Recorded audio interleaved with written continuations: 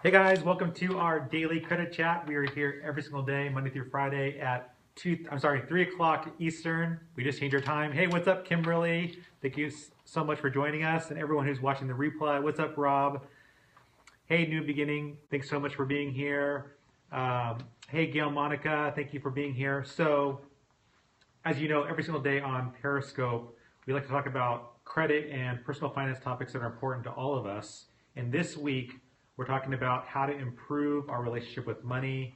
And for those of you who are struggling in debt, struggling with personal finance, this is definitely the scope for you. So if you find this helpful, please share this out with your friends, your followers. And thank you guys so much for your hearts. And hey, what's up, Rob? Thanks so much for being here. I'm joined here by Christina and Nicky. Hey, guys. Hope you guys had a wonderful weekend. Hey, Joe, cool. Thanks so much for being here. Hope you guys had a great weekend. And so we're all talking about relationship with money, right, Christina? Yeah, so we're just talking about how your mindset affects your money. And it's not just your mindset about your money, but it's your mindset about yourself, too, that could affect how you earn money, the avenues in which you pursue money. So we're just giving you tips today on ways to improve your relationship with money. Yeah. And I just want to welcome Johnny Be Good, at Maka, Giant Midget 22. Thanks so much for being here. And let's go ahead and get started. All right.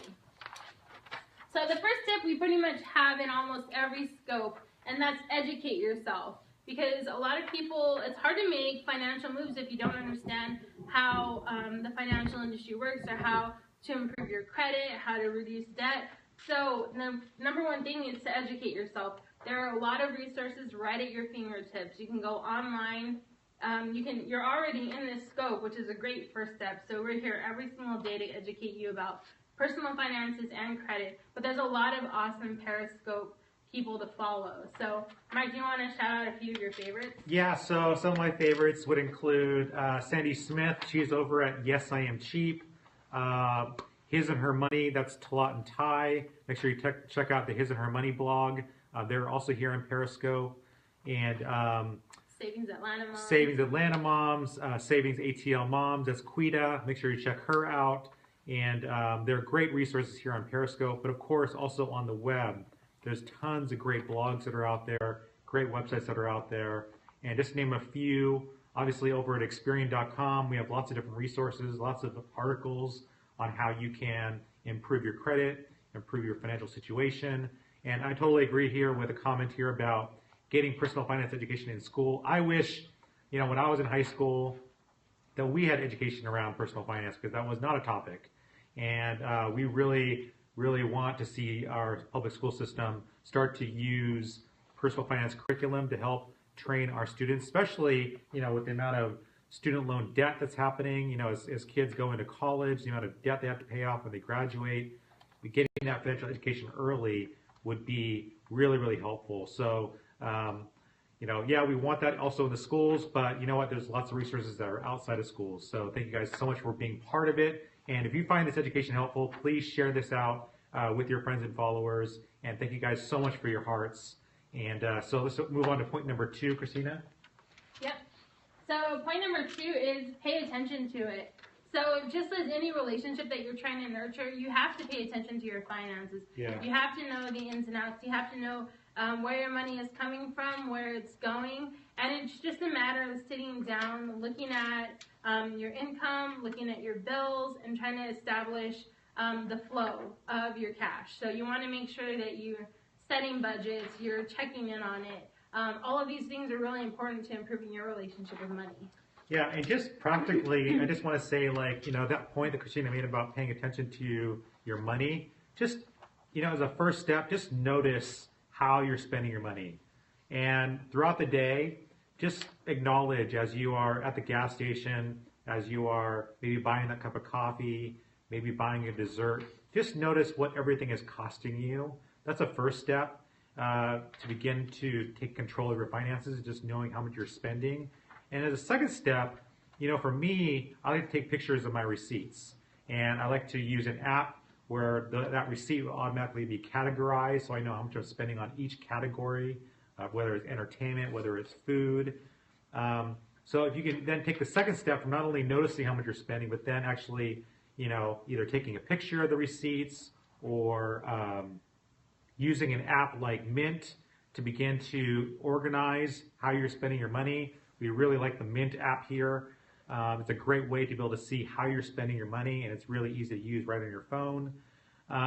It'll help you to begin to pay attention to how you're spending, and then also just by noticing that, it'll probably also cause you to want to not spend as much, because as you write down everything that you are spending money on, it might begin to help you to realize, oh, you know what, I'm spending a lot of money on lunches, or I'm spending a lot of money on entertainment. Yeah. And so just by noticing, just make it a goal this week of just noticing how you're spending your money. Maybe write it down on a piece of paper, write it down on your notepad app on your phone, or use an app like Mint. There's lots of different apps that are out there to help you with your finances. But just being aware of it is the first step to taking control and having a good relationship with your money. Yes. Yeah, so just to echo off a little bit of what Christina and Mike mentioned, I think paying attention of your financial situation can really help you know where your money's coming in and where it's going. So number 3 on our list is prioritize it. This doesn't necessarily mean, obsess over it, but, having maybe a check-in day on where you can see your financial situation can really, really help, I think. Yeah. Yeah, and I think, coming down to prioritizing it, it also requires hey, you know what, not only am I going to be thinking about my money, but I'm also going to make a priority to save a certain amount of money. I'm going to make a priority to invest a certain amount of money, and that all comes down to your own financial goals. Oh, you mentioned the receipt Yeah. There are a bunch of different receipt apps. In fact, if you go to your app store and just type in receipts, you'll find a couple different ones that are out there where you can actually take a picture of your receipts and just check them out. Just make sure to check the reviews on them, because lots of different ones, and you want to make sure that they have good reviews on the apps before you download it. But again, make it a priority to set up some financial goals for yourself. And the more personal that financial goal is, the more likely you're going to stick to it. So for example, if you have a financial goal to pay off a student loan, make it personal to yourself. That can be one of your goals. If one of your goals is to help one of your help your children go through college, that could be a separate goal. I'll move to the left a bit. Yes, I can move. Let me move out of here so you can actually see the chart here. There you go. Is that better? Okay. So setting some priorities, and that would be really, really, setting those financial goals is a great way to set priorities. Yeah. So let's move on to point number 4, Christina. Number 4, stay positive. So I'd like to see some hearts if you guys do words of affirmation, but these are really important things if you are trying to get out of a funk. Doing words of affirmation really helps. So if you're always negative about your money, if you don't think that you deserve to have money coming toward you, if you don't think you deserve to get out of debt, if you don't think you deserve to get a well-paying job, then you're always going to stay in this rut. So stay positive is one of the tips for improving your relationship with money. And what that means is just telling yourself, I deserve to have a better job that's going to pay me more. I deserve to focus on getting out of debt. I deserve to earn more money. And when you start telling yourself this, you start believing this, and you start doing things that make you actually achieve these goals that you have for yourself. So start using positive words of affirmation to yourself that you're going to improve your credit situation, you're going to pay off your debt, and just start small and work toward it, and you'll realize that you're starting to build momentum, positivity is building, and you're getting out of that situation that you're currently in. And I think a great way to stay positive is actually just hearing the stories of others about how they're paying off their debts. So Rob, I just saw your comment. You have been paying off one of your debts through making these compound payments. That is beautiful. So hearing these stories, and there's lots of blogs, there's a debt blog, DearDebt.com, where you're reading stories about how other people are tackling debt, how they're getting rid of that toxic debt. That can be highly motivating. And that's really important as you're beginning to improve your finances, is not only to stay positive, and definitely affirmations is really, really powerful. It's a powerful way to get your mindset right, but also reading the stories of others is a great way to stay positive. So check out DearDebt.com to read the stories about how other people are beginning to conquer their debt. And Rob, I love your comment here. He says that I paid off a card and added the $100 payment to another bill instead of That's pocketing awesome. it. That's awesome, Rob. See, it's that type of stuff that's really motivating to hear about how other people are paying down debt. And it's very encouraging and very motivating to help us all stay positive because we're all on the same path together. And Gail Monica says the snowball method. Yeah, that is a beautiful way to tackle debt. We talk about the snowball method here all the time. For those that are not familiar, it's basically taking all your debts, lining them all up, acknowledging that these are your debts, and then saying, okay, the snowball method says I'm going to take the loan or the credit card debt that is the lowest amount, and I'm just going to pay that baby off. So you're making minimum payments on all the other debts, and you're focusing all your attention on the smallest debt, and then you pay that off, and then you cross one off your list, then move on to the next one. And the snowball method is a great way of tackling debt because it's very motivational, right? You're just knocking off one debt at a time, focusing all your attention on one debt. And yes, I will get out of the I'll get out of the way so you can actually take a photo if you want to take a photo of this list here. Sorry about that. Snowball method is a great way to go about it because it's very positive, it's very motivational as you tackle those small debts. The other method that is also mentioned a lot is the avalanche method. Oh, good, got a picture, great, okay. So the other method is the avalanche method, and that's where instead of targeting the smallest debts first, you're actually targeting the debts with the highest interest rates. So those really toxic debts, like high interest rate credit card debts, and eliminating those first. So tackling the highest interest rate debts is actually the one that'll save you the most money, but sometimes it's not as psychologically fulfilling because it might take you longer to tackle those debts. So it's really going to be up to you, like which process works better for paying off debt. Is it the snowball method, which I like, which is tackling the small steps first, or is it the fast-acting saving money method, which is tackling the highest interest rate debt, avalanche method? They're both great strategies. The key here is always making the minimum payment on all your debts and focusing your attention on one debt that's really annoying you, right? What is that one debt you want to get rid of? Focus your attention on that one, and then the other ones you make the minimum payments on. Yes. All right, so let's move on to number 5, about seeing money as a tool. Yeah, so number 5 on our list is see money as a tool. So, let money be as a tool to help you reach your financial goals. Let money work for you. You don't want it to be vice versa because you want to see money as something that doesn't have a control over you. And I think that once we understand that, we can start seeing our relationship with money in a different way, I think, and in more of a positive way than in a negative way, and get more into debt. And I think that's a really good tip. Yeah, and Christina, you're talking about last week about paying yourself first. You want to talk a little bit about that, about changing the mindset about money as a tool, that it's going to be something that's going to help you instead of having a negative view of money. And it's all about the mindset. You want to share about the paying yourself first? Yeah. So a lot of people, that when they automate their bills or when they think about their bills, they sit down and they write their bills out. But it's important to add yourself to that list of bills. And then just think of it like you need to save your money. So put a little bit toward yourself and you're paying yourself first. So when you get paid, you pay those bills. Make sure that you are one of the bills on your list and you're paying yourself. That way you can start to build your savings. Because if you don't think about it that way, if you don't see yourself as a priority for saving, then it's really hard to get in the mode of saving. So when you put yourself first, you put yourself down as one of those bills, it's almost like a must that you have to put money into that account for yourself. I love that. I love that. So Christina has a Christina line item on her budget. Absolutely. She pays herself first. It's one of my favorite things to do. It's one of my favorite bills to pay. So if you don't have yourself listed on your budget, I want you to do that today. Add your name to your budget. I want to see some hearts. If you're going to add your name to your budget, pay yourself first. Put your name down and how much you're going to give yourself, because that's a beautiful way to begin thinking strategically about saving money, investing in yourself, and make sure you add your name to that budget list. And welcome, Bree from Dubai. Thank you so much for joining us. We're talking all about emotions and money and getting a better handle on money mentally today.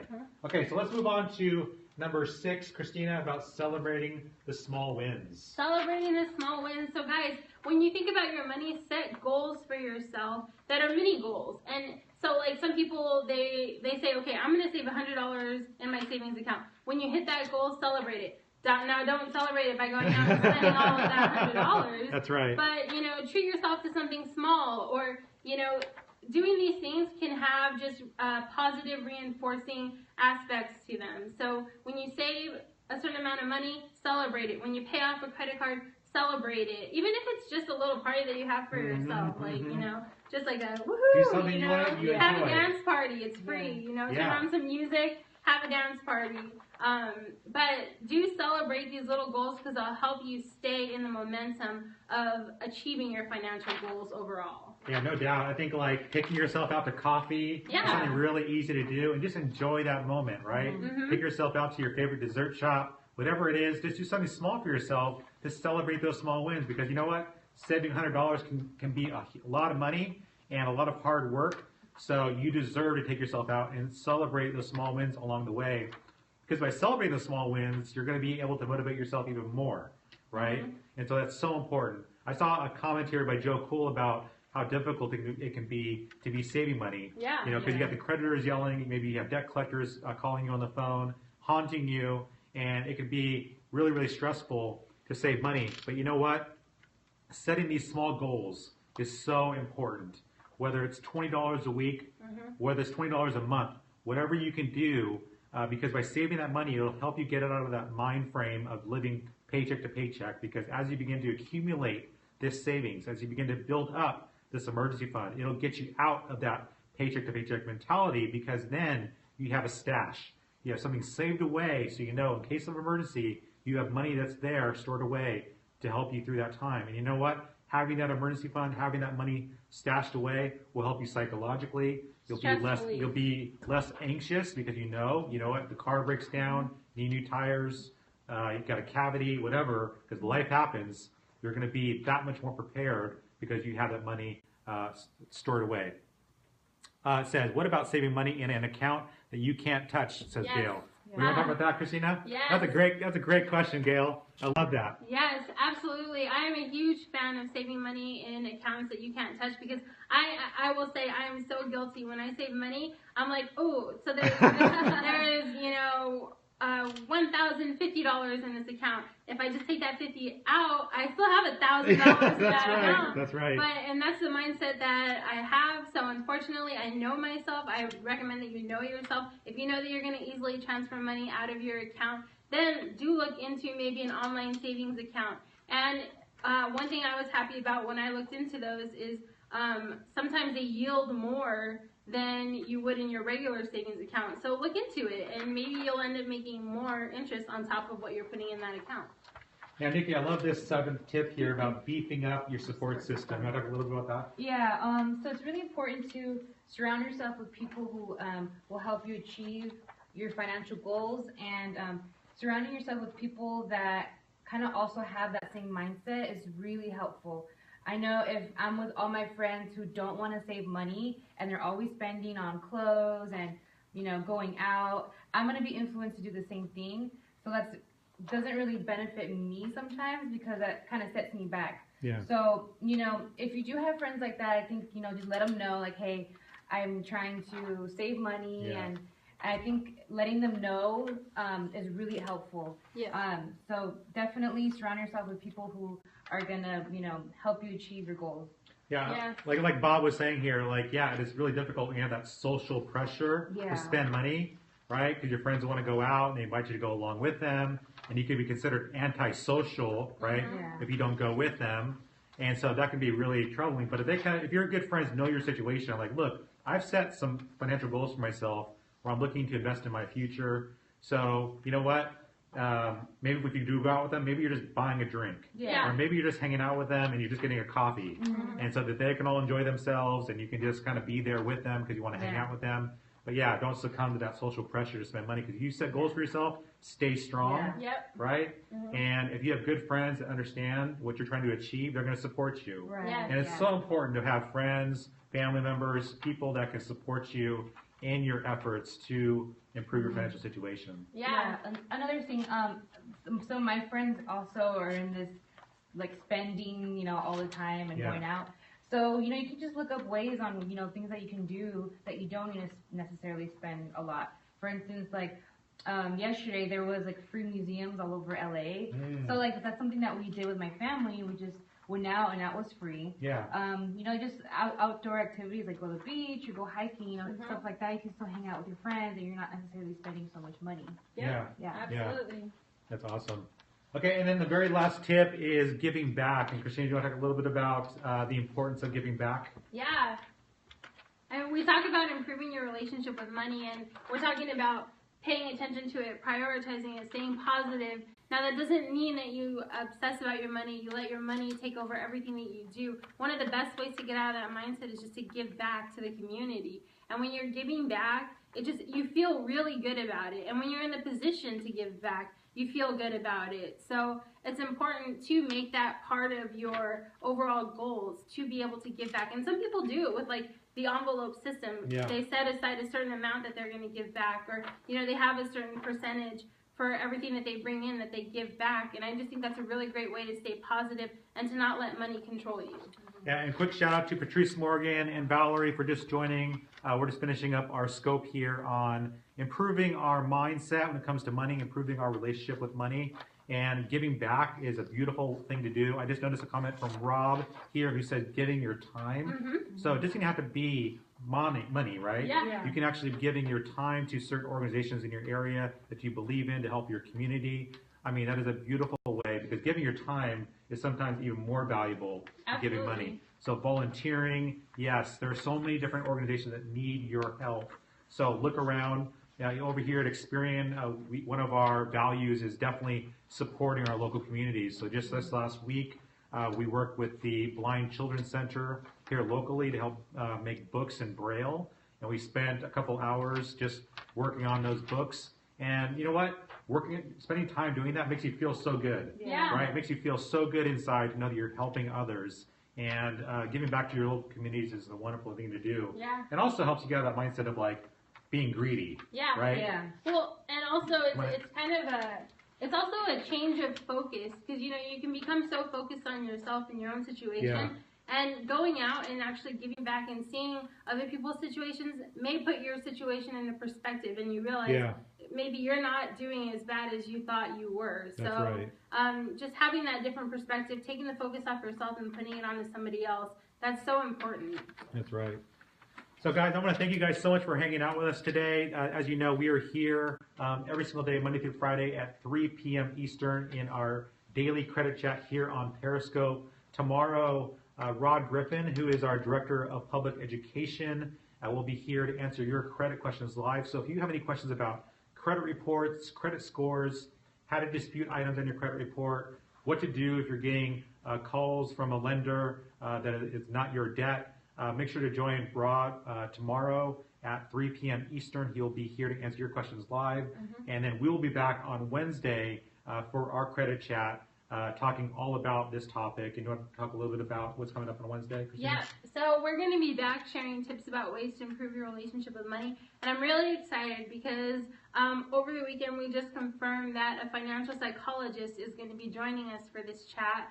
So this is somebody that is a CPA, or a CFP, a certified financial planner, as well as a psychologist. So he's going to talk about how our mindset really affects our money. And we're also going to be joined by Jackson Wise from Casasa. So it's going to be a really great chat. You can tune in on Periscope. We're going to have an open discussion, and you can also ask your questions that day. Yeah, and thanks for those. They're asking an update on my knee. My knee has been healing up, so yeah. My skateboard accident was hardcore, but I'm feeling better. I had surgery about 5 weeks ago, and so I have another like 3 weeks on crutches, and then I start physical therapy, which I'm not looking forward to. But that's going to be the way that I get better. So physical therapy is coming up. But guys, thank you so much as always for joining here. Thank you for your hearts. Thank you for sharing out this message with your friends and followers, and we hope you guys have a wonderful afternoon. Guys, thank you so much. All right, guys. Bye.